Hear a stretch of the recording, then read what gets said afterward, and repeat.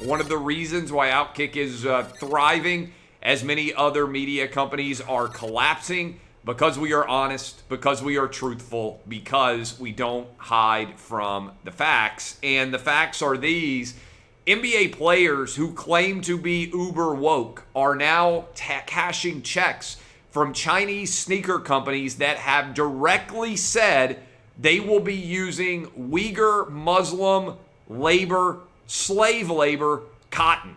Let me repeat that, all right? So in China recently, sports and China have been feuding. Apparel companies and the country of China have been feuding.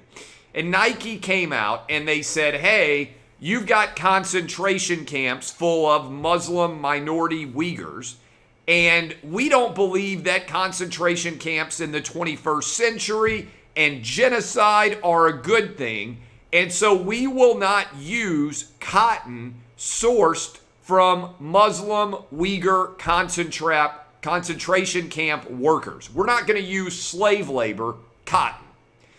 And Nike got destroyed for this in China. Credit to Nike for standing up and saying, you know what? Yeah, it's not really a good move to be using slave labor cotton. And so we'll find cotton somewhere else. The two biggest Chinese shoe companies came out and ripped Nike for the decision and said, we are doubling down on Chinese slave labor cotton in our products. I want you to think about this for a minute. In China, when Nike said we're opposed to slave labor cotton, the two Chinese sneaker companies said, how dare you? We are going to use even more slave labor cotton from our concentration camps. And guess what? There are a ton of NBA players, wait for it, who have endorsement deals with the Chinese sneaker companies that are using Muslim Uyghur slave labor cotton.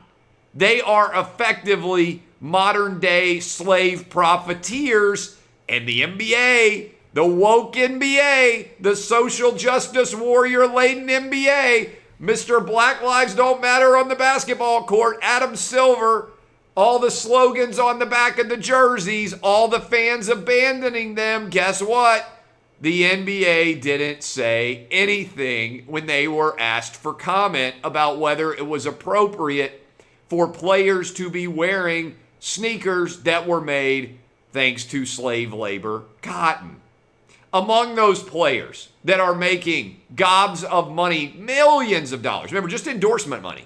This is on top of their contracted money to play basketball. Klay Thompson, Dwayne Wade. Dwayne Wade is such a big believer in slave labor cotton that he has signed up more NBA players under his label, D'Angelo Russell and CJ McCollum. So Dwayne Wade is like a plantation master now. Man, he's got multi-state plantations working. Jimmy Butler, Alex Caruso, D'Angelo Russell, and many other NBA players are all making millions off of Chinese Muslim slave labor. Now, some of you out there might be thinking, wait a minute. Doesn't Klay Thompson play for Steve Kerr? Steve Kerr, Mr. I don't know if democracy is a good thing or not. That's a tough question. Steve Kerr, who always speaks out about every single political issue under the sun. Why isn't Steve Kerr or Greg Popovich, why aren't any of these guys speaking out and saying, hey, slave labor is wrong. Maybe we shouldn't be playing NBA games in slave labor produced cotton.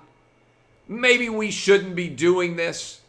No, they're not going to say anything. The NBA has declined comment. All players have declined comment.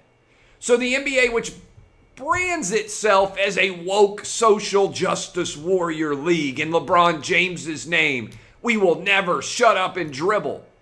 They're shutting up and dribbling for Chairman Z and for all of China.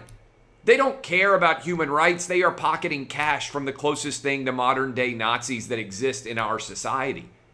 And almost no one in sports media is even raising it as an issue at all. Do you know why? Because you can rip America to the high heavens, but you can't say a word that's negative about China, because they will pull your money, because the First Amendment doesn't exist in China, and neither do basic human rights.